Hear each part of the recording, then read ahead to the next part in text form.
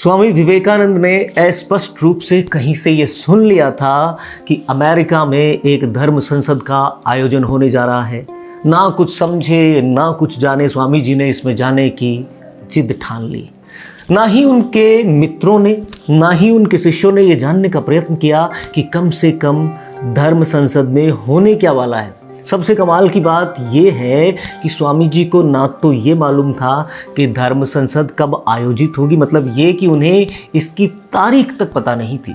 उससे भी ऊपर बात ये कि उन्हें ये भी पता नहीं था कि धर्म संसद में प्रवेश की शर्तें क्या हैं। स्वामी विवेकानंद के पास अपना कोई परिचय पत्र भी नहीं था। बस उन्होंने खुद पर भरोसा किया और चल पड़े, ठीक वैसे ही जैसे कोई स्वस्फूर्त ढंग से ईश्वर के आदेश की अनुपालना में निकल पड़ता है।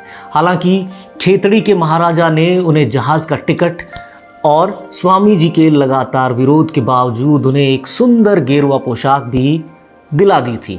इस धर्म संसद में जाने के लिए खुद स्वामी विवेकानंद इतने उत्तेजित थे कि वो जलवायु और भौगोलिक परिस्थितियों का आंकलन किए बिना ही इस यात्रा पर रवाना हो गए। ये जलवायु और दूसरे देशों की भौगोलिक परिस्थितियां उनकी कड़ी परीक्षा लेने वाली थी। आज कहानी स्वामी विवेकानंद के धर्म संसद तक के सफ़र और उनके भाषण की, जिसने भारत को दुनिया में फिर से विश्व गुरु का दर्जा दिलाया और आध्यात्मिकता के शिखर पर पहुंचा दिया। अपनी गेरुआ पोशाक में जब वो इस सफ़र में कनाडा पहुंचे तो भीषण ठंड में वो ठिठुर गए। वो इस कालजयी यात्रा पर 31 मई 1893 के दिन मुंबई से रवाना हुए थे। Sri Lanka, Penang, Singapore, Hong Kong, Canton होते हुए वो नागासाकी जापान पहुंचे। स्वामी विवेकानंद को अंदाज़ा भी नहीं रहा होगा कि जिस नागासाकी में वो पहुंचे थे वो शहर उनके आने के 50 सालों में ही परमाणु बम की विनाश लीला को झेलेगा और पूरा संसार इतनी बड़ी मानव क्षति का साक्षी बनेगा। स्वामी जी जापान में सड़क मार्ग से होते हुए ओसाका, क्योटो और टोक्यो को देखते हुए याकोहामा पहुंचे।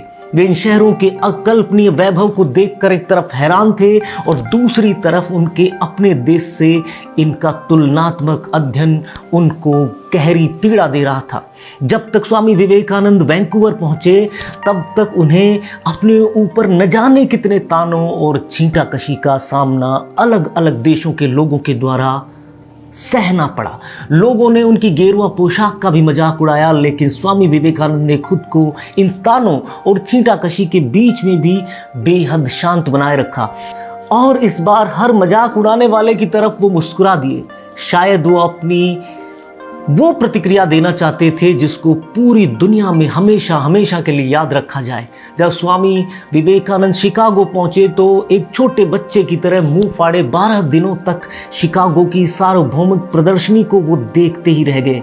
हर चीज़ उनके लिए नई और रोमांचक थी और वो इन्हें देखकर हक्का बक्का रह गए। 12 दिनों तक ये हक्का बक्का युवक इस शहरी चकाचौंध के वशीभूत हो चुका था और अपना लक्ष्य भी भूल चुका था। लेकिन अचानक आत्मावलोकन ने उन्हें जैसे झंझोड़ कर किसी नींद से जगा दिया हो।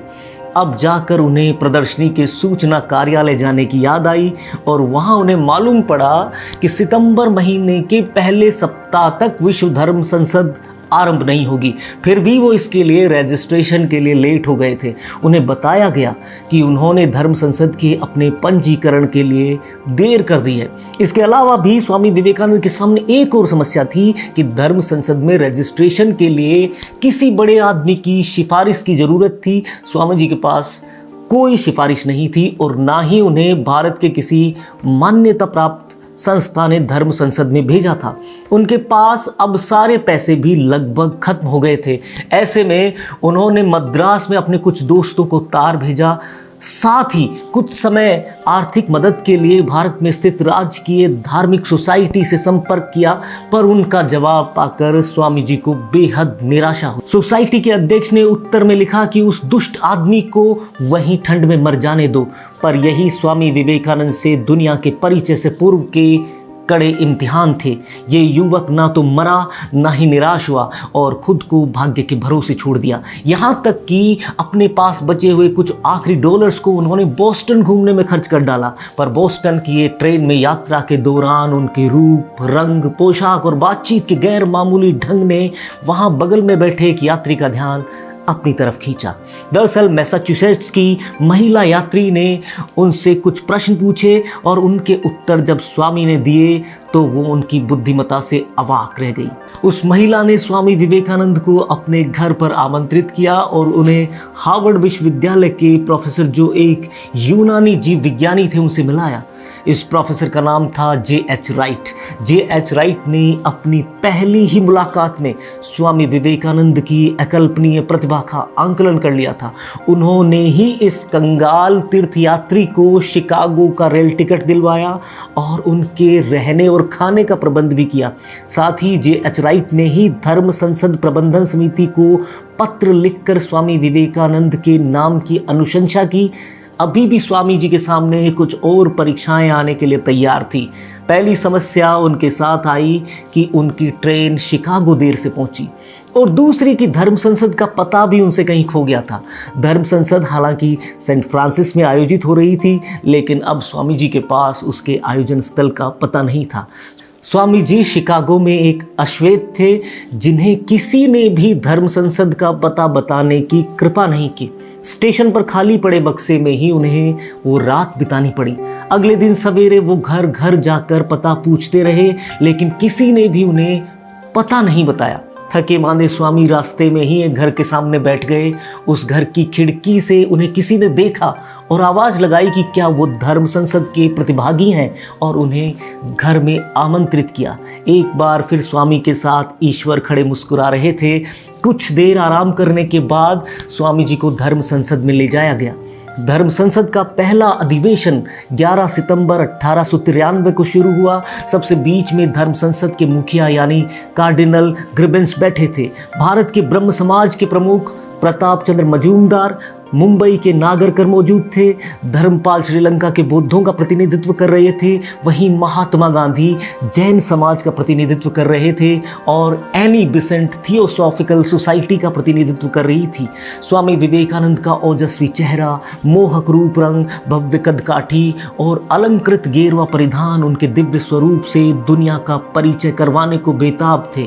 धर्म संसद में हर प्रतिभागी को बोलने के लिए कुछ सीमित समय ही दिया गया था, लेकिन जब स्वामी विवेकानंद की बारी आई और उनकी वाणी का सम्मोहन शुरू हुआ तो सीमित समय के कुछ मिनट घंटों में बदले और घंटे दिन में। शिकागो विश्व की सबसे बड़ी मांस की मंडी थी और ठंड इतनी भीषण की सर्दी से बचने के लिए शराब पीना एक वक्त के लिए ज़रूरी था। लेकिन स्वामी विवेकानंद के भाषण की दिव्यता में लोग खाना पीना सब कुछ भूल गए और अपनी जगह से हिले तक नहीं। उसके बाद जो हुआ वो पूरा इतिहास तो पूरी दुनिया जानती ही है, लेकिन उनके भाषण की सबसे खास बातें आपको बता दें। उन्होंने जो कहा वो हर धर्म के अनुसरण के लिए है। श्रीमद् भगवत गीता का संदेश देते हुए स्वामी विवेकानंद बोले कि जो कोई मेरे पास आता है, जिस किसी भी रूप में, मैं उसके पास पहुंचता हूं। सभी मनुष्य मार्गों के माध्यम से आगे बढ़ने का प्रयास कर रहे हैं और वे सभी मार्ग अंत तक मुझ तक ही पहुंचते हैं।